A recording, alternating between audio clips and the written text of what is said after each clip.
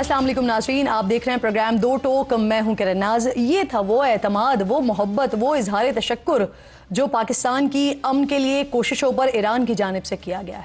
ईरानी वज़ीर ख़ारजा अब्बास अराग़ची ने आज एक्स पोस्ट पर लिखा कि ईरान वो पाकिस्तान की कोशिशों के लिए दिल से शुक्रगुजार हैं और ईरान ने कभी मुज़ाकरात के लिए इस्लामाबाद जाने से इनकार नहीं किया। उन्होंने मज़ीद लिखा कि अमरीकी मीडिया ईरान के मौक़िफ़ को गलत अंदाज में पेश कर रहा है।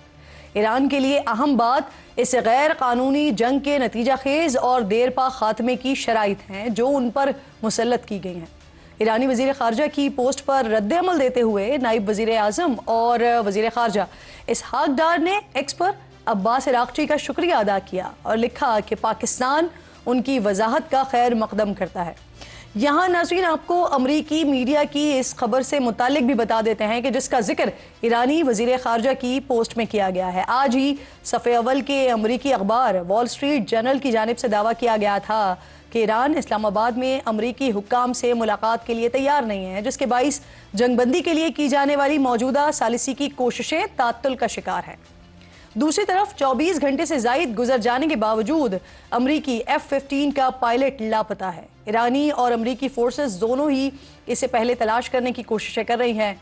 ईरानी मीडिया का कुछ हिस्सा ये दावा कर रहा है कि अमरीकी जंगी जहाज के पायलट को गिरफ्तार कर लिया गया है, लेकिन इसी दौरान BBC फारसी ने ईरानी हुक्काम के हवाले से खबर दी है कि पासदाराने इनकलाब के एक ज़ेली यूनिट और जनूबी सूबे के गवर्नर ने गिरफ्तारी की खबरों की तरदीद की है।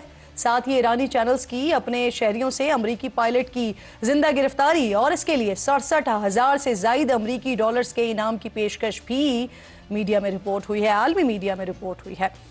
इसी बीच अमरीकी मीडिया में ये रिपोर्ट शाये हो रही है कि ईरानी हुदूद में मार गिराए गए अमरीकी F-15 लड़ाका तैयारे के एक पायलट को रेस्क्यू कर लिया गया है, जबकि दूसरे पायलट या रुकन की तलाश के लिए ईरान में रेस्क्यू ऑपरेशंस इस वक्त जारी हैं। अल जज़ीरा और वाशिंगटन पोस्ट के मुताबिक अमरीकी पायलट की तलाश के लिए आने वाले 2 अमरीकी हेलीकॉप्टर्स पर भी हमला हुआ है, जिससे अमला जख्मी हुआ है। BBC फारसी के ही मुताबिक दूसरे पायलट को रेस्क्यू किए जाने के दावों को जनूबी ईरानी सूबे के गवर्नर ने मुस्तरद करते हुए इसे दुश्मन की स्ट्रैटेजी करार दिया है। अमरीकी नशरियाती इदारे NBC के साथ इंटरव्यू में ईरान में लापता फौजी से मुतालिक सवाल पर अमरीकी सदर डोनाल्ड ट्रंप ने उसे हसास और फौजी मामला करार देते हुए तबसरा करने से इनकार कर दिया, लेकिन उन्होंने अमरीकी लड़ाका जेट के गिराए जाने का वाकया ईरान के साथ जारी मुज़ाकरात को मुतासर नहीं करेगा।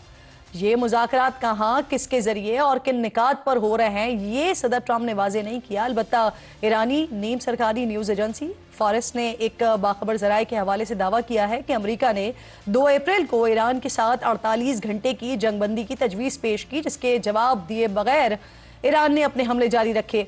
ज़राए के हवाले से ईरानी न्यूज़ एजेंसी ने यह भी रिपोर्ट किया है कि जंगबंदी की अमरीकी पेशकश जंग में अमरीकी अफवाज को दरपेश चैलेंजेस के बाद सामने आई है। जंग में अमरीकी चैलेंजेस और नुकसानात की बात करें तो अमरीकी मीडिया के मुताबिक पेंटागन ने मार्च के आगाज में कांग्रेस को बताया था कि जंग के पहले 6 दिनों में 11.3 अरब डॉलर्स की लागत आई है, जबकि जंग से होने वाले माशी नुकसान पर नजर रखने वाले आलमी माहिरीन कह रहे हैं कि ईरान जंग से अमरीका को रोजाना तकरीबन 2 अरब डॉलर्स का नुकसान हो रहा है। दिफाई साजो सामान और अफरादी क़ुव्वत की सूरत में होने वाले नुकसानात का जायजा लिया जाए तो पेंटागन के मुताबिक ईरान के खिलाफ जारी जंग के दौरान अब तक 13 एहलकार हलाक हो चुके हैं, जबकि 365 एहलकार जख्मी हैं। अमरीकी न्यूज़ ऑर्गेनाइजेशन द इंटरसेप्ट का दावा है कि ट्रंप इंतजामिया मशरिक़ वस्ता में अपने जानी नुकसानात को छुपा रही है और वहाँ हलाक और जख्मी एहलकारों की तादाद सरकारी आदाद शुमार से कई ज़्यादा है। 2 दिन पहले ईरानी फौज ने जंग के दौरान 508 अमरीकी फौजियों की हलाकत का दावा किया था। ईरानी हुक्काम 28 फरवरी से शुरू की गई अमरीकी और इसराइली जंग के दौरान अमरीका के जदीद और महंगे तरीन 2 F-35 जंगी तैयारों को तबाह करने का दावा कर रहा है। गैर मुल्की मीडिया के मुताबिक ईरान जंग में अब तक 16 अमरीकी जंगी जहाज और दीगर तैयारे तबाह हो चुके हैं, जबकि CNN का कहना है कि ईरान जंग में अमरीका को अब तक F-15, A-10, KC-135, E-3 और F-35 जंगी तैयारों समेत 7 जंगी तैयारों का नुकसान उठाना पड़ा है। امریکی فضائیہ کو ہونے والا یہ نقصان بہت بڑا دھچکا قرار دیا جا رہا ہے، کیونکہ امریکی فضائیہ کا کسی جنگ میں تباہ ہونے والا جو آخری طیارہ تھا وہ A-10 تھا، جو 2003 میں عراق جنگ کے دوران عراقی فورسز کا نشانہ بنا تھا۔ اب سے کچھ دیر پہلے امریکی صدر نے ایران کو آبنائے ہرمز کھولنے اور کسی معاہدے پر پہنچنے کے لیے 48 گھنٹوں کا الٹیمیٹم دیتے ہوئے دھمکی دی ہے کہ ان کی جانب سے ایران کو دیا جانے والا 10 دن کا جو وقت تھا وہ ختم ہو رہا ہے اور اس کے بعد ایران پر قیامت ٹوٹ پڑے گی۔ اس پر بات کرنے کے لیے پروگرام میں میرے انتہائی مہمان ڈاکٹر راشد نقوی صاحب ہیں، سینئر اینالسٹ ہیں، تہران سے مجھے جوائن کر رہے ہیں۔ میں آپ کے وقت کی بہت شکر گزار ہوں۔ سب سے پہلے ذرا ڈاکٹر صاحب ہم اسی سارے سیناریو پر بات کر لیتے ہیں۔ ابھی کچھ دیر پہلے ڈونلڈ ٹرمپ نے اسٹیٹمنٹ دیا، 48 گھنٹے کی بات کی اور انہوں نے کہا کہ آپ فیصلہ کر لیں، ایران فیصلہ کر لے آبنائے ہرمز کے حوالے سے، ادروائز قیامت ٹوٹ پڑے گی ایران پر۔ کس طرح سے دیکھ رہا ہے ایران اس اسٹیٹمنٹ کو؟ جی، یہ 48 گھنٹے کا جو فگر ہے نا، اس کو تو ہم کئی دفعہ سن چکے ہیں پہلے بھی۔ جب یہ جنگ شروع ہوئی تھی 28 فروری کو، تو اس سے کچھ دیر پہلے انہوں نے یہی کہا تھا کہ 48 گھنٹے کے اندر ہم پوری رجیم چینج کر دیں گے، ان کی لیڈرشپ کو ختم کر دیں گے، ایران کو کئی حصے بکروں میں تقسیم کر دیں گے اور باہر سے علیحدگی پسند قوتیں آئیں گی اور پوری کی پوری رجیم جو ہے وہ ہمارے ہاتھ میں آ جائے گی۔ تو اس طرح کے دعوے، گیدڑ بھپکیاں اور جسے آپ کہہ سکتے ہیں کہ بلند بانگ قسم کے جو دعوے ہیں، وہ تو ٹرمپ صاحب کی طرف سے ہیں اور یہ دوسری تیسری دفعہ انہوں نے الٹیمیٹم دیا ہے۔ تو ایرانی قوم کے اندر تو دیکھیں ہر چیز کے لیے آمادگی ہے، یہاں کے حکام بھی، یہاں کے عوام بھی پچھلے 30-32 دنوں سے سب کچھ سہ رہے ہیں، ساری مشکلات کے لیے تیار ہیں۔ انہوں نے جیسے پہلے جنگ لڑی ہے، برداشت کیا ہے، وہ اس کے لیے تیار ہیں۔ کون سی قیامت ٹوٹ پڑے گی؟ پہلے انہوں نے یہ کہا تھا کہ جن کو اسٹون بھیج دیں گے، اور اب یہ کہہ رہے ہیں کہ قیامت۔ تو میں تو آپ کے پروگرام کی توسط سے یہ بھی کہوں گا کہ جو کسی ملک کا سربراہ جب کسی دوسرے ملک کا جو ایک خود جس کو انٹرنیشنلی، جس کو یونائٹڈ نیشن جس ملک کو تسلیم کرتا ہو، اس ملک کی سورینٹی کے خلاف، اس کی عرضی سالمیت کے خلاف، اس کے اقتدار اعلیٰ کے خلاف اگر کوئی اس طرح اوپن بات کرتا ہے تو اس کو تو کورٹ میں لے جانا چاہیے۔ یہ آپ کی ICG ہو، ICC ہو، عالمی عدالت انصاف ہو، یونائٹڈ نیشن کے اندر ہیومن رائٹس کے جو ادارے ہیں، تو یہ تو میں سمجھتا ہوں کہ وہاں پہ ان کی باتوں کو لے کے جانا چاہیے، بجائے کہ ہم اس پہ تبصرہ کریں گے، یہ کریں گے یا نہیں کریں گے۔ کیا بالکل ٹھیک، بالکل ٹھیک۔ سر ایک اور معاملہ یہ بھی فرمائیے، یہ جو کل سے لے کر آج تک ایک سلسلہ بنا اور پھر اس کے بعد عباس عراقچی صاحب کی جانب سے ایکس پر پیغام آ جانا، ان کی جانب سے یہ وضاحت دینا کہ انہوں نے اسلام آباد جانے سے انکار نہیں کیا، نہ صرف یہ بلکہ پھر اس ریلی کو بھی پوسٹ کرنا کہ جہاں پر پاکستان کا نہ صرف شکریہ ادا کیا گیا بلکہ پاکستان کے حق میں نعرے بھی لگائے گئے، زندہ باد بھی کیا گیا۔ تو ہم یہ کہہ سکتے ہیں کہ بطور میڈیٹر، بطور ثالث، ایران مکمل طور پر پاکستان پر اعتماد کرتا ہے؟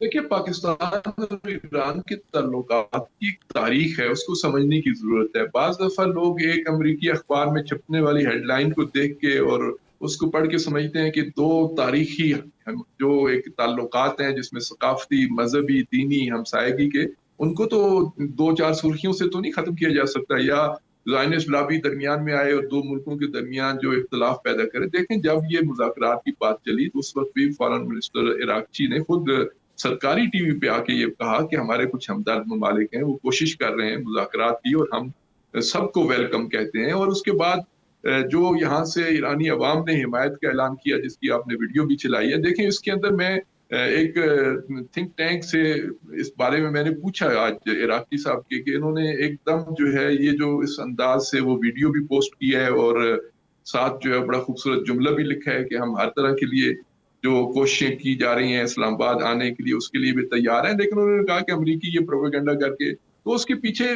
بہت ساری چیزیں ہیں۔ جیسے میں نے پہلے بھی عرض کیا نا، ایک تاریخ ہے۔ جو ایران کے رہبر جو شہید ہوئے ہیں، وہ میں نے خود ان کے سامنے ان کی اپنی زبان سے پاکستان کے بارے میں، پاکستانی عوام کے بارے میں اتنا اچھے الفاظ سنے، احساسات میں نے محسوس کیے ہیں کہ جو یقیناً تاریخ کا حصہ ہے۔ وہ تو جب ایران میں، جب پاکستان میں سیلاب آیا تھا تو انہوں نے خود ایک جمعے کے خطبے میں باقاعدہ ان کی آواز بھر گئی تھی جب انہوں نے ذکر کیا کہ ہمارے مسلمان پاکستانی اس سیلاب میں کتنی مشکلات کا شکار ہے۔ اور ابھی دیکھیں، ابھی جو نئے قائد بنے ہیں، نئے رہبر بنے ہیں، انہوں نے جو پہلا اپنا باقاعدہ قوم کے نام نوروز کی مناسبت سے جو پیغام دیا اس میں بھی پاکستان کا ذکر کیا ہے. تو جی یہ تو یعنی پاکستان بالکل ٹھیک. تو سر کیا پھر عنقریب ہم کہہ سکتے ہیں کوئی دورہ پاسبلٹیز میں ہے ایرانی حکام کا اسلام آباد کی طرف؟ میں ایک اضافہ کرتا چلوں اس میں کہ ابھی جو پاکستان کا جو اس وقت میڈیا ہے، میں ایک تھنک ٹینک سے ابھی یہ پوچھ کے آ رہا ہوں، جب یہ عراقچی صاحب کا بیان آیا تو میں نے کہا بھی یہ عراقچی صاحب کے بیان کی اس وقت کی جو زمان و مکان ہے اس کی کیا وجہ ہے. تو انہوں نے کہا کہ اور جہاں پہ ایک تاریخی حیثیت ہے دونوں ممالک کے، وہ پاکستان کے میڈیا کے بارے میں بہت ان کے اچھے الفاظ تھے کہ اس پورے 30 دنوں کے اندر پاکستان کا میڈیا بالکل ایران کے ساتھ ایک پیج پہ نظر آیا. اور آپ تو خود اس میں انوالو ہیں، آپ کو پتہ ہے. تو یہ جو میڈیا کا کردار ہے اس نے بھی بہت مؤثر رول پلے کیا. جی. اور سر اس وقت جو جنگ بندی کا معاملہ ہے وہ کہاں پر رکا ہوا ہے؟ پچھلے ہفتے ہم نے دیکھا وزرائے خارجہ ایجپشن، ٹرکش، سعودی عرب کے پاکستان میں آئے، اور پھر اس کے بعد لگ رہا تھا کہ شاید معاملہ جلد حل ہو جائے گا یا جنگ بندی کی طرف چلا جائے گا، لیکن آج دن تک اس طرح کا کوئی معاملہ ہوا نہیں ہے، بلکہ اب تو ڈونلڈ ٹرمپ صاحب کی مزید دھمکی آ گئی 48 گھنٹوں کی. تو رکا ہوا کہاں پر ہے معاملہ؟ دیکھیں آپ ڈپلومیسی کو سمجھتی ہیں، آپ کا ایک عالمی سیاست پہ ایک نظر ہے. دیکھیں ڈپلومیسی بیک ڈور بھی ہو رہی ہوتی ہے اور سامنے بھی ہو رہی ہوتی ہے. بعض ہم صرف سامنے والے کو دیکھتے ہیں، بیک ڈور پہ ہمیں کوئی پتہ نہیں چل رہا ہوتا کہ کہاں پہ کون سی چیز پہنچی ہوئی ہے. تو میں سمجھتا ہوں کہ بیک ڈور تو اپنی جگہ پہ چل رہی ہے، لیکن ایران کا جو مطالبہ ہے نا، وہ مطالبہ ایک بڑا اصولی اور حقائق کے عین مطابق، جیسے کو ہم گراؤنڈ ریئلٹیز کے عین مطابق کہیں، تو وہ اصل میں یہ چاہتے ہیں کہ ہم سادہ جنگ بندی تو چاہتے ہی نہیں ہے، سیز فائر تو ہمارا مطالبہ ہی نہیں ہے. ہم تو ایک عدم جاریت کا ایک رزلٹ اورینٹڈ ہو. بالکل ٹھیک، بالکل ٹھیک. سر مجھے ایک اور بھی بڑا اہم معاملہ ہے جو آپ کی موجودگی کا فائدہ اٹھاتے ہوئے اس پر ضرور ڈسکس کرنا چاہوں گی. ایران میں اس وقت امریکی طیاروں کو مار گرانے کی بات ہو رہی ہے، اس پر باقاعدہ جشن بھی ہو رہا ہے. یقیناً یہ بڑی کامیابی ہے اور لاپتہ پائلٹ کے حوالے سے بھی مختلف دعوے سامنے آ رہے ہیں. سر کیا وہ ایرانی حکام کی کسٹڈی میں ہے؟ دیکھیں یہ تو اب کوئی میں بریکنگ تو نہیں دے سکتا کہ اپنی طرف سے کہہ دوں. ظاہر ہے اس کے ہمارے پاس اگر 100% جب تک یقین نہیں ہوگا تو میں تو کم از کم اس طرح کی کوئی بات نہیں کہتا. لیکن اس جنگ نے بہت سارے مت توڑے ہیں. ایک تو امریکن ایئر فورس کی جو قوت کا ایک بہت بڑا روب اور دبدبہ تھا وہ بھی خاک میں مل گیا. آپ دیکھیں، آپ خود بتا رہی تھی کہ طیارے سر آفیشل رپورٹس کیا ہیں اس حوالے سے آپ کے پاس؟ جی جب کوئی ایران کی حدود میں آتا ہے تو پھر ایرانی اس کو چھوڑتے نہیں ہیں. میں بس اتنا ہی کہہ سکتا ہوں. چلیں ٹھیک ہے، ہم تھوڑے کوئی زیادہ جانیں. بہت شکریہ آپ کا ڈاکٹر صاحب. پروگرام میں آپ ساتھ موجود ہمارے معاملے پر بات کر رہے تھے، اور اسی حصے میں مجھے میرے انتہائی معزز مہمان بلال اظہر کیانی صاحب وزیر مملکت برائے خزانہ ہے پروگرام میں اسٹوڈیو میں مجھے جوائن کر چکے ہیں. آپ کے وقت کی بہت شکر گزار ہوں. اس سے پہلے کہ میں ذرا پیٹرول والے معاملے پر آؤں جو پرسوں ہوا اور پھر اس کے بعد کل وزیر اعظم صاحب آیا 80 روپے اس پر کم کر دیے، اس سے پہلے میں ذرا یہ UAE کا جو $3.5 ارب کا قرض ہے یہ واپس کرنے کا جو فیصلہ ہوا ہے، یہ قرض آگے بڑھانے کی جو کوششیں تھیں اب وہ مزید آگے نہیں کی جائیں گی بلال صاحب؟ دیکھیے بسم اللہ الرحمن الرحیم. جی بہت شکریہ کرن صاحبہ اپنے شو میں دعوت دینے کا. کرن صاحبہ دیکھیے میں اس حوالے سے صرف اتنا ہی کہنا چاہوں گا کہ وزارت خزانہ اور حکومت پاکستان جتنے بھی ہمارے ایکسٹرنل فلوز ہیں، جو جتنے بھی ہمارے بیرونی آپ کہہ لیں فائنینشیل جو ہمارے فلوز ہوتے ہیں، اس کو مستقل سطح پر مانیٹر بھی کر رہی ہے، مینیج بھی کر رہی ہے. اور پاکستان کی جو بھی ایکسٹرنل ذمہ داریاں ہیں، آبلیگیشنز ہیں، وہ پاکستان فلفل کرے گا. اور جس ذمہ داری سے آپ کو یہ معاشی ٹیم زر مبادلہ کے ذخائر بھی اور اوور آل میکرو اکنامک معاملات کو مینیج کرتے ہوئے نظر آئی، اسی طرح انشاءاللہ ہم ہر اس طرح کے معاملے کو مینیج کریں گے. صحیح. سر ویسے یہ اچھی بات ہے کہ آپ نے جس سے قرض لیا آپ اس کو واپس کر رہے ہیں.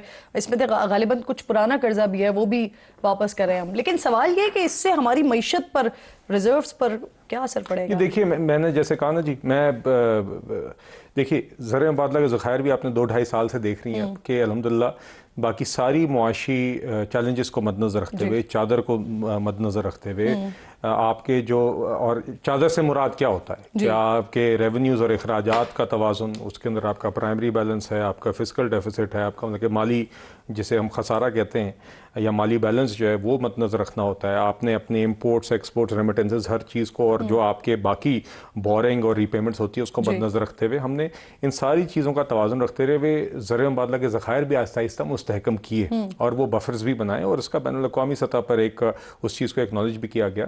تو یقیناً دیکھیے موجودہ بھی جو حالات ہیں اس کے اندر ہم اس کو مانیٹر کر رہے ہیں اور ساتھ ساتھ جو بھی مینجمنٹ درکار ہے تاکہ ہمارا یہ استحکام برقرار رہے بلکہ مزید مستحکم ہو. اس کو یہ بھی ذرا کلیئر کر دیجیے گا کہ یہ کس طرح سے واپس کیا جائے گا؟ کیا یکمشت ہم ایک ساتھ 3.5 ارب ادا کر دیں گے یا پھر یہ 2 قسطوں میں جائے گا، ایک دفعہ 2 ارب اور ایک بار پھر 1.5؟ کرن صاحب میں جو بات اس کے حوالے سے کر چکا ہوں کیونکہ ہر معاملے کی ایک اپنی نوعیت ہوتی ہے تو اس لیے میں وہی بات دہرا سکتا ہوں کہ پاکستان کی جو بھی ایکسٹرنل آبلیگیشنز ہیں کمٹمنٹس ہیں پاکستان اپنی پوری کرے گا اور ساتھ ہی ساتھ اپنے جو ہمارے زر مبادلہ کے ذخائر سے ریلیٹڈ معاملات ہیں، ایکسٹرنل فلو سے ریلیٹڈ معاملات ہیں، وزارت خزانہ مستقل دیگر سطح دوست پر ممالک سے مینج ہوں گے یہ؟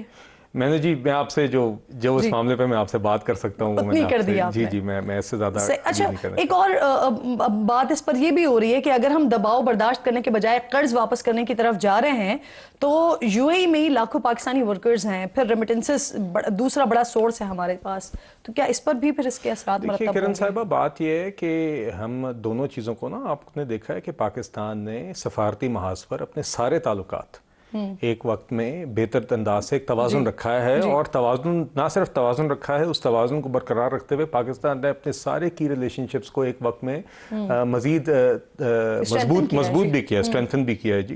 اور چاہے میں آپ کو مثالیں دے دیتا ہوں، چاہے وہ امریکہ ہو یا چائنا ہو، چاہے وہ گلف ممالک ہوں، سعودی عربیہ ہو، ٹرکی ہو، سینٹرل ایشین اسٹیٹس ہوں، رشیا ہو، آپ نے بنگلہ دیش کے ساتھ ایک تاریخی آپ نے دیکھا ہے کہ ہمارا ایک سلسلہ بھی اس کا آغاز ہوا ہے. تو پاکستان جی اسی طریقے سے ایک ذمہ داری کے ساتھ اور ساری پرائرٹیز کو سب سے پہلے قومی ترجیحات کو اولین رکھتے ہوئے اپنے سفارتی معاملات کو بھی مد نظر رکھے گا. اور یقیناً جو ہمارے پاکستان کے باہر مقیم جو پاکستانی بہن بھائی ہیں ان کی رائٹس کا اور ان کے انٹرسٹ کو پروٹیکٹ کرنے کے لیے میں اس معاملے کی حساسیت کو سمجھتی ہوں بلال صاحب، اس لیے میں اس پر زیادہ نہیں کوشش کروں گی قریدنے کی، صرف اتنا اگر بتا سکیں کہ اپریل میں ہم پہلی قسط دینے جا رہے ہیں. دیکھیے میں اس معاملے میں کرن صاحبہ میں کوئی غیر ذمہ دارانہ بات نہیں کرنا چاہتا، تو جتنا میں اس موضوع پہ کہہ سکتا تھا میں اتنی آپ نے بات کر دی. بالکل ٹھیک. بلال صاحب پروگرام میں ساتھ ہی موجود ہیں. پیٹرول کے حوالے سے جو سوالات بھی اٹھ رہے ہیں، اس پر تنقید بھی ہو رہی ہے، لوگ اسے خوش آئند بھی کہہ رہے ہیں، اس پر ڈیٹیل میں بات کرتے ہیں. ایک بریک لیجئے، بریک کے بعد واپس آتے ہیں.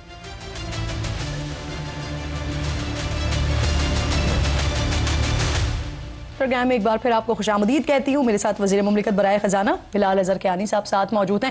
اس حصے میں اب ہم وہ پیٹرول کے حوالے سے بات کریں گے. کل وزیر اعظم صاحب آئے، 80 روپے پیٹرول پر انہوں نے لیوی کم کرنے کا اعلان کیا، لیکن اس کے بعد بھی جو پیٹرول پر ٹیکسز ہیں اور مختلف مارجنز ہیں اس کی مد میں 126 روپے فی لیٹر وصول کیے جا رہے ہیں. 80 روپے لیوی ہے، 24 روپے کسٹم ڈیوٹی ہے، 2.50 یہ کلائمیٹ سپورٹ لیوی بھی لی جا رہی ہے اس وقت پیٹرول کے اوپر. دیکھیے کرن صاحبہ بات یہ ہے کہ مختلف چیزیں تو اس کا حصہ ہوتی ہیں، مگر سب سے پہلے میں ذرا یہ چیز بڑی اہم ہے کہ جب سے یہ جنگ شروع ہوئی ہے پاکستان نے جس طرح پہلے دن سے سب سے پہلے تیل کی، ڈیزل کی، پیٹرول کی فراہمی یقینی بنائی ہے، یہ مثالی ہے. خاص طور میں خطے میں آپ نے دیکھا ہے ہماری ہی اس خطے میں اور ممالک کے اندر قطاریں لگی ہیں، لا اینڈ آرڈر سچویشن ہوئی ہے جہاں پہ قلت ہوئی ہے ان اشیاء کی، اور پاکستان نے الحمدللہ روزانہ کی بنیاد پر مانیٹر کر کے ایک تو فراہمی یقینی بنائی. اس کے بعد پاکستان نے پچھلے اس قیمت کی تبدیلی سے پہلے 3 ہفتے مستقل بین الاقوامی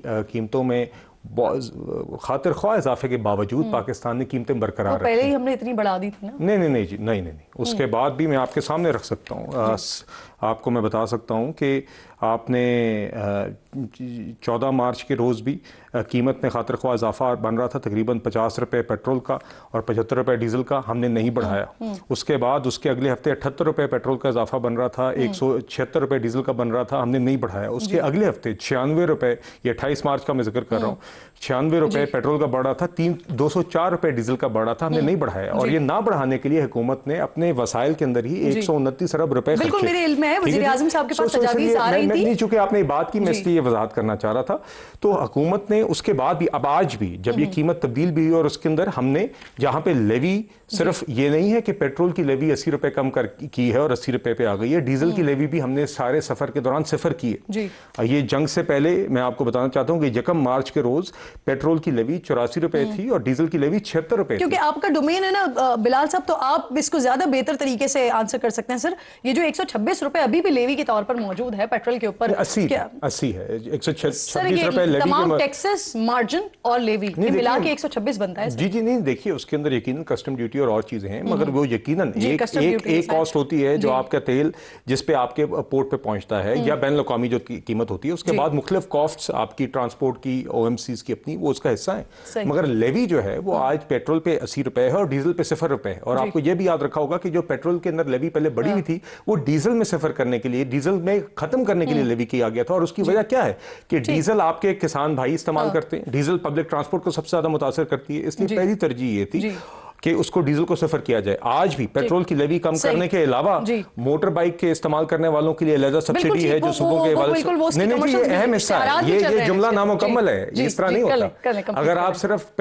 इसकी बात करेंगी तो हुकूमत ने 3 हफ्ते पेट्रोल की कीमत रोकी भी, कल वजीर आजम ने 80 रुपए लेवी की कीमत कम भी की, और साथ ही साथ सूबों के ताउन के साथ मोटरसाइकिलिस्ट के लिए 100 रुपए फी लीटर अब सब्सिडी भी, उसकी रजिस्ट्रेशन का सिलसिला शुरू हो गया, उनको दी जाएगी। साथ ही साथ गुड्स के ट्रांसपोर्टर्स और शहरों के दरमियान ट्रांसपोर्ट और रेलवेज की भी को भी मुख्तलिफ सब्सिडी पैकेज दिए जा रहे हैं, ताकि आपके जो सबसे मुतवस्सित तबकात हैं, बहन भाई हैं, जो कम से कम मुतासर। बिल्कुल ठीक। सर, मुझे ये फरमाइए, बिलावल साहब ने अभी स्टेटमेंट दिया, वो ये कह रहे हैं कि अगर हुकूमत वक्त से पहले आना चाहती है तो हम साथ देंगे हुकूमत का। तो ये क्या बिलावल साहब की तरफ से तजवीज़ आई है या फिर आप लोग इस पर गौर कर रहे हैं तो उन्होंने तबकी दी है आपको कि हम साथ होंगे? नहीं, देखिए हम बड़े मशहूर हैं जी कि अपने सारे एलाइज के बशमूल पीपल्स पार्टी जिन्होंने ताउन किया है इस वक्त में। और आपने देखा कि प्राइम मिनिस्टर साहब ने 2 इजलास किए जिसमें फील्ड मार्शल भी थे, हमारे सारे सूबाई CM चीफ मिनिस्टर्स भी थे, हमारे एलाइज भी पीपल्स पार्टी भी थे। एक मीटिंग प्रेसिडेंट ने की थी आसिफ अली जरदारी साहब ने। तो हम मशहूर हैं कि एक इत्तफाक के साथ ये ओवरऑल जो पैकेज सामने आया है उसमें सूबे भी अपना किरदार अदा कर रहे हैं, और इसकी एक नेशनल स्टीयरिंग कमेटी भी उसकी इंप्लीमेंटेशन की, इन सब्सिडीज की बन गई है, जिसका आज भी इसहाक डार साहब ने बतौर चेयर इजलास किया। तो देखिए हम उनके मशहूर हैं, और आगे इंशाल्लाह देखिए बजट की एक ओवरऑल जो तैयारी है, बजट जून में आना है, तो उसके लिए तैयारी वजारत खजाना में शुरू होगी, और इंशाल्लाह कोशिश रहेगी कि उसके अंदर जो भी बेहतर तजावीज़ आ सके वो लेकर उसको अकोमोडेट करें। सर, ये फरमाए मुझे कि ये जो स्मार्ट लॉकडाउन के हवाले से हम टर्म सुन रहे हैं, वो गालिबन ला रहे हैं आप लोग, 6 बजे तक बाजार बंद हो जाएंगे, मजीद इसमें क्या होगा और इसका इतलाक कब तक हो जाएगा? जी देखिए, एक तो सबसे पहले उसमें जो भी औकात में फ़र्क आएगा आपके बाज़ारों के, वो सूबों के इत्तफाक के साथ होगा। तो वो एक प्रोसेस है। आज के इजलास में मैं आपको बता सकता हूँ कि बलूचिस्तान ने ऑलरेडी आज इतला कर दिया कि उन्होंने 8 बजे तक की कदगन मार्केट्स पे लगा दी है। मकसद ये है कि बिजली का इस्तेमाल कम होगा। इसी तरह बाकी सूबों के साथ भी एंगेजमेंट उसी स्टीयरिंग कमेटी में जारी है।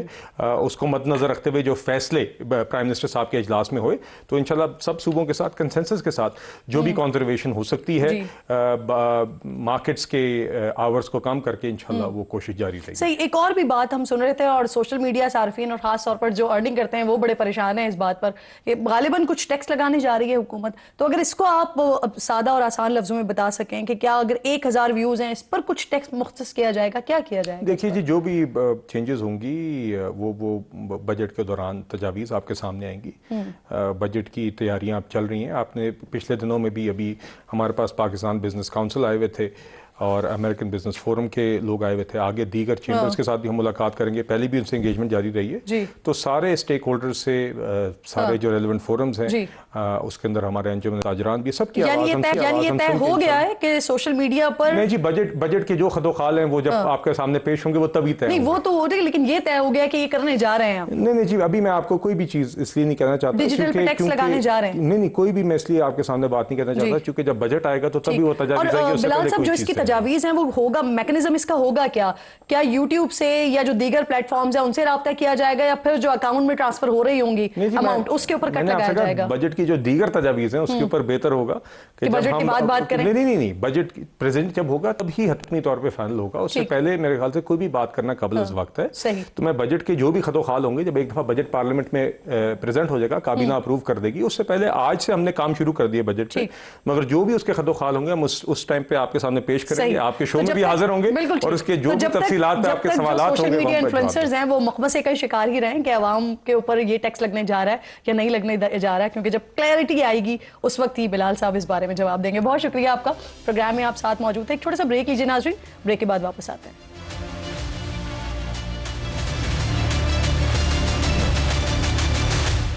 प्रोग्राम में एक बार फिर आपको खुशामदीद कहती हूँ। शफी जान साहब मेरे इंतहाई मोअज़्ज़ज़ मेहमान हैं, मुआविन खुसूसी इत्तलात बराए खैबर पख्तूनख्वा ज्वाइन कर रहे हैं। बहुत शुक्रिया आपका। शफी जान साहब, सबसे पहले ये फरमाइए, वज़ीर आज़म साहब ने कल 80 रुपये लेवी कम की, अगले 3 महीने तक हर महीने 20 लीटर पेट्रोल पर मोटरसाइकिल सवारों को 100 रुपये फ़ी लीटर सब्सिडी दी जाएगी। जो इंटरसिटी पब्लिक ट्रांसपोर्ट है इसको डीजल पर फ़ी लीटर 100 रुपये सब्सिडी दी जाएगी। ट्रक और गुड्स ट्रांसपोर्ट इनको फ्यूल पर 70,000 रुपये माहाना सब्सिडी दी जाएगी। हुकूमत की ये जो कोशिशें हैं काबिल तहसीन समझते हैं आप?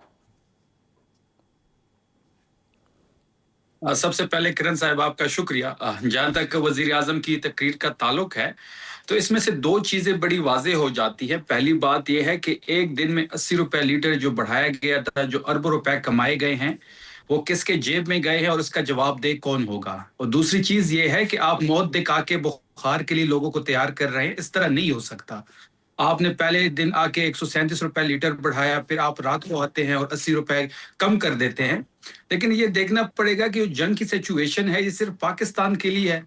ना इंडिया में रेट बढ़ा, ना बांग्लादेश में रेट बढ़ाया गया, ना नेपाल में रेट बढ़ा। श्रीलंका IMF के प्रोग्राम में है, वहां भी रेट नहीं बढ़ा। और फिर ये कहते थे कि जी हमारे 20 जहाज आ रहे हैं, जहां जिस जहाज पे पाकिस्तान का झंडा होता है उसको छोड़ दिया जाता है, उसको रास्ता दे दिया जाता है। फिर कल आपके प्रोग्राम पे ही बैरिस्टर अकील साहब ने ये बात किया शायद कि वो जो 20 जहाज थे उसमें सिर्फ 2 जहाज पाकिस्तान पहुंचे हैं, बाकी 18 जहाज कहीं और चले गए हैं। और जब आपने उनसे दरियाफ्त किया कि वो कहाँ गए हैं तो उन्होंने इसकी डिटेल्स भी नहीं दी।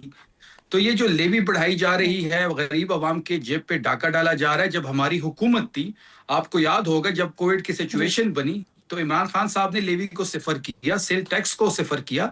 वो सेल टैक्स 18% आज भी सिफर है। अगर वो 18% सेल टैक्स इसके साथ लगा दिया जाए तो ये पेट्रोल की प्राइसेस जो है 400 से भी ऊपर चली जाएगी और डीजल की कीमत 600 से ऊपर चली जाएगी। तो बात बड़ी वाज़ेह है। ये कहते थे कि तजुर्बेकार टीम है हमारे पास, हम इकॉनमी को रिवाइव करेंगे, हम पाकिस्तान को तरक्की के राह पे गामजन करेंगे, यहाँ पे जो एक्सपर्ट्स हैं वो हमारे जो एक्सपर्ट्स हैं वो सबसे बेहतर है। तो किधर गई वो तजुर्बेकार टीम, किधर गई वो तरक्की? तो आम पाकिस्तानी जो है वो पिसता चला जा रहा है। कारकर्दगी से या इन इक़दामात से मुतमईन नहीं है। अब मुझे फरमाइए, पाकिस्तान तहरीक इंसाफ की जानिब से एक APC का भी कहा गया था ना कि जो हम ख्याल हैं सियासी जमातें उनको साथ मिलाया जाएगा, APC बुलाई जाएगी, दावत दी जाएगी तमाम जमातों को, जिसमें JUI भी होगी और जमात इस्लामी भी होगी। ये कब होगी APC? देखिए बिल्कुल APC की बात हुई है। 9 अप्रैल को हमारा जलसा है, ये उसके बाद ही इस पे आगे हम कार्रवाई करेंगे। हम अब जो हमारी हम ख्याल जमाते हैं उनको दावत भी दी जाएगी। और जो एक सिचुएशन इस वक्त बनी हुई है, जिस तरीके से एक आम पाकिस्तानी का जीना इन्होंने हराम किया हुआ है, महंगाई का एक तूफान है। अभी बिजली महंगी करने जा रहे हैं, मजीद पेट्रोल मजीद महंगाई करने का इरादा रखते हैं। इन तमाम चीजों को सामने रख के हम इस APC में जो आप कह रहे हैं कि 9 अप्रैल के आपके जलसे के बाद होगी, इसमें JI और JUIF इनको भी दावत देंगे या इन्होंने आपको कह दिया है ये होंगे इसमें? देखिए जितने भी हमारी हम ख्याल जमाते हैं जो ये समझते हैं कि ये हुकूमत जो है नाकाम हो चुकी है, ये हुकूमत जो है जो ये समझते हैं कि ये हुकूमत नाकाम हो चुकी है, इस हुकूमत से जान छुटकारा हासिल करना चाहिए। जो भी इस हुकूमत के खिलाफ तहरीक चलाने को तैयार है, तमाम लोगों को दावत दी जाएगी। अच्छा, मुझे ये बताइए कि जिस तरह से वफाक में और पंजाब में हम देख रहे हैं पब्लिक ट्रांसपोर्ट फ्री कर दी गई है आवाम के लिए 1 महीने के, गालिबन 1 से 3 महीने के लिए, अब उनके इस हवाले से आप लोग क्या सोच रहे हैं? KPK में क्या किया जा रहा है? देखिए खैबर पख्तूनख्वा की हुकूमत जो थी किरण साहिबा, वो वाहिद हुकूमत थी जब 55 रुपया लीटर बढ़ाया गया تو سی ایم سہیل آفریدی صاحب نے پریس کانفرنس کی اور سب سے بڑا ریلیف پیکج خیبر پختونخوا کی حکومت نے اس وقت دیا. آپ کو یاد ہوگا کہ ہم نے جو موٹر سائیکل سواروں کے لیے 1100 روپے ایک مہینے اور 1100 روپے دوسرے مہینے دیے, تاکہ جو 55 روپے کا جو بڑھایا گیا تھا وہ بوجھ خیبر پختونخوا کی حکومت اٹھائے گی, اور اس نے اٹھایا بھی. اب مزید پیٹرول مہنگا ہو گیا تو یہ بوجھ بھی خیبر پختونخوا کی حکومت اٹھائے گی, اور اس پیکج کو ہم 2 مہینوں سے آگے, اس کا ڈیٹا تقریباً کمپلیٹ ہو گیا. اصل میں 15 لاکھ رجسٹر موٹر سائیکل سوار ہیں. اس میں جو مسئلہ یہ ہے کہ بائک جو ہے کسی ایک کے نام ہے تو وہ اوپن ٹرانسفر لیٹر پہ کسی اور کے نام پہ ہے, تو وہ تمام تر رجسٹریشن ایکسائز ڈپارٹمنٹ نے کمپلیٹ کر دی ہے. ڈیجیٹل ڈیٹا ان کا ہمارے پاس آ چکا ہے, وہ اگلے ہفتے سے ان کی پیمنٹ شروع ہو جائے گی. ہم نے بی آر ٹی کے کرائے نہیں بڑھائے, بی آر ٹی جو ڈیزل ہائیبرڈ بسز ہیں ان کے کرائے ہم نے نہیں بڑھائے. اور پھر ہم نے کسان کے لیے ایک پیکج لے کے آئے, کیونکہ آگے گندم کی کٹائی کا سیزن ہے, تو وہاں پہ بھی تاشر کے لیے جو ہے وہ ڈیزل یوز ہوگا. وہ جو اضافی بوجھ ہے ڈیزل کا وہ بھی خیبر پختونخوا کی حکومت اٹھائے گی. اور یہ جو ہمارے سٹیپس تھے موٹر سائیکل سواروں والا اور کسان والا, یہ فیڈرل حکومت اور سندھ حکومت اس کو کاپی کر رہی ہے, اور ہمیں اس بات کی بڑی خوشی بھی ہے. صحیح. اور 1100 ارب والا جو آپ کا پیکج ہے 2 مہینے کے لیے جو تھا 1100 روپے پر پرسن جو تھا, وہ آپ 2 مہینے کے بعد مزید اس کو بڑھا رہے ہیں؟ جی بالکل, اگر پیٹرول کی پرائسز یہیں رہی یا پیٹرول کی پرائسز میں اضافہ ہوا تو اس کو ہم بڑھائیں گے. اس کو ہم 2 سے 4 مہینے پہ لے کے جائیں گے. صحیح. اور ایک اور جو اسمارٹ لاک ڈاؤن کے حوالے سے سن رہے ہیں ہم, وہ غالباً حکومت کی جانب سے کیا جانا ہے ابھی, جس میں مارکیٹس کو جلدی بند کر دینا ہے, اور اس کے علاوہ دیگر تجاویز بھی ہیں. اس پر کے پی کے حکومت کیا کرے گی؟ بالکل, جو سمارٹ لاک ڈاؤن کی بات ہوئی تھی, سہیل آفریدی صاحب اس میٹنگ میں شریک تھے. سہیل آفریدی صاحب نے بڑے کھل کے اپنی جو ریلیف ایکٹیویٹیز ہے وہ بھی سامنے رکھی, اور سمارٹ لاک ڈاؤن کی مخالفت بھی خیبر پختونخوا کی حکومت نے کی. ہم یہ سمجھتے ہیں کہ کووڈ کے جب آیا تھا تو عمران خان صاحب کی جو پالیسی تھی لاک ڈاؤن کے حوالے سے وہ بڑی کامیاب تھی, پوری دنیا اس کی متعارف تھی. تو سمارٹ لاک ڈاؤن سے غریب کا چولہا بجھے گا, اسمارٹ لاک ڈاؤن سے غریب پہ مزید بوجھ بڑھے گا. تو ہم ایسی کسی پالیسی کا حصہ نہیں بنیں گے, نہ ہم سپورٹ دیں گے جو عام آدمی کے خلاف ہو. عام آدمی پہ مزید بوجھ ہم نہیں چاہتے کہ یہ حکومت مزید اس پہ بوجھ ڈالے. صحیح, آپ کہہ رہے ہیں اسمارٹ لاک ڈاؤن کا آپ حصہ نہیں بنیں گے. ایک اور بھی اہم معاملہ ہے, شفیع فرمائیے, مراد سعید صاحب کی جو نشست خالی ہوئی اس پر اب 23 اپریل کو الیکشن ہونا ہے, تو نشست کے لیے کون ہوگا پاکستان تحریک انصاف کا امیدوار؟ دیکھیں 23 اپریل کو الیکشن ہونا ہے, اور آپ دیکھیں گے کہ کل منڈے سے ہمارے جو کارکنان ہیں وہ سینٹ کے لیے اپنے کاغذات بھی جمع کر رہے ہیں, اور ایک کمیٹی بھی بنائی جا رہی ہے, پارلیمنٹری کمیٹی. وہ فیصلہ کرے گی کہ سینٹ کا ٹکٹ کس کو دیا جائے. اس کے سامنے تبوں کو بلایا جائے گا, ان کا انٹرویو ہوگا, اور وہی فیصلہ کرے گی. اور عرفان سلیم صاحب سے جو پارٹی نے وعدہ کیا تھا وہ وفا ہوگا اس بار؟ عرفان سلیم صاحب بھی اسی کمیٹی کے سامنے پیش ہوں گے, وہ بھی ہمارے امیدوار ہیں. عرفان سلیم صاحب بھی منڈے کو اپنے کاغذات جمع کریں گے, اور وہ کمیٹی کے سامنے پیش ہوں گے انٹرویو کے لیے. اور ان کے ہمراہ باقی جو ہمارے کینڈیڈیٹس ہیں, فیض الرحمان صاحب ہیں, اس کے ساتھ ساتھ دیگر ہمارے جو کینڈیڈیٹس ہیں سارے جو ہے منڈے کو اپنے کاغذات جمع کرنا شروع کر دیں گے, اور پارلیمنٹری بورڈ جو بھی فیصلہ کرے گی تمام ایم پی ایز اسی کو ووٹ دیں گے. صحیح. اور یہ کتنے امیدوار ہیں شفیع صاحب؟ ابھی تقریباً جو لسٹ یا جو ہم سے رابطے میں ہیں وہ تو 6 سے 7 لوگ ہیں.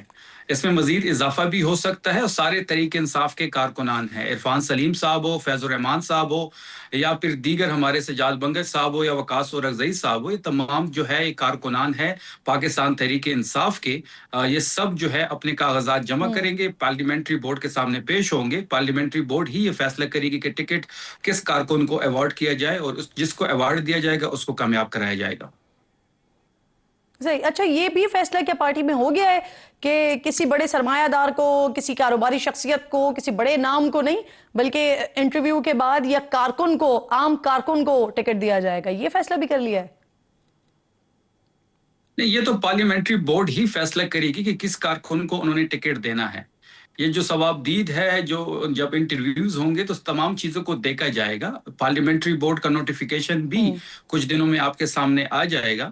جب وہ نوٹیفیکیشن ہو جائے گا تو تمام کینڈیڈیٹ جو بھی خواہش مند ہے، کیونکہ ایک جمہوری پارٹی ہے، ہر بندے کا حق ہے، ہر بندے کا سینٹ میں ایم پی اے کا الیکشن لڑنا ہو، ایم این اے کا الیکشن لڑنا ہو یا سینٹ کا الیکشن لڑنا ہو، ہر کارکن کا حق ہے. تحریک انصاف کے جتنے لوگ بھی خواہش مند ہیں وہ اس پارلیمنٹری بورڈ کے سامنے جائیں گے، انٹرویوز دیں گے، جو بھی پارلیمنٹری بورڈ کا فیصلہ ہوگا وہ متفق کا فیصلہ سب کا ہوگا. صحیح، بہت بہت شکریہ آپ کا شفیع جان صاحب. پروگرام میں آپ سے گفتگو کر رہے تھے موجودہ صورتحال کے حوالے سے بھی اور جو سینٹ کا الیکشن ہونا ہے اس کے حوالے سے بھی. آپ کے وقت کی شکر گزار ہوں اور پروگرام کا وقت ختم ہو گیا. انشاءاللہ ناظرین سے ملاقات ہوگی کل. اپنا اور اپنے ملک کا خاص خیال رکھیے. فلسطین کو، مقبوضہ کشمیر کو اپنی دعاؤں میں یاد رکھیے. اللہ نگہبان.